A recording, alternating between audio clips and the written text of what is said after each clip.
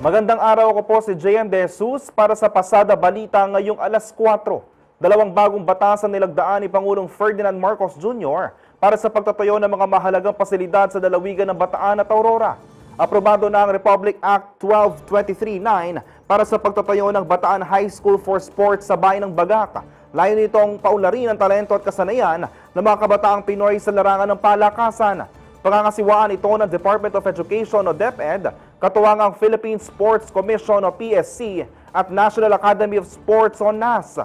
Mag-aalok ito ng secondary education na linsunod sa Balance or Enhanced Basic Education Act of 2013 para sa mga estudyanteng may potential sa sports. Inaatasan din ng Bataan High School for Sports na magkapag-ugnayan sa mga lokal at international sports organization at educational training institutions upang higit na mapahusay ang kakayahan ng mga mag-aaral at kawani nito. Inisyal na popondohan ang pasilidad ng Schools Division Office ng Lalawigan at itutuloy ito ng taunang budget sa ilalim ng General Appropriations Act.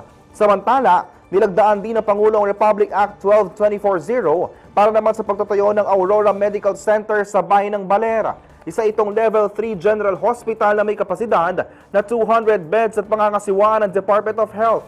Inaatasan ng kagawaran na isama ang funding requirements sa pagtatayo ng bagong ospital na inaasahan na munang magbigay ng mas abot kayang serbisyong medikal sa mga taga-Aurora at karatig lalawigan.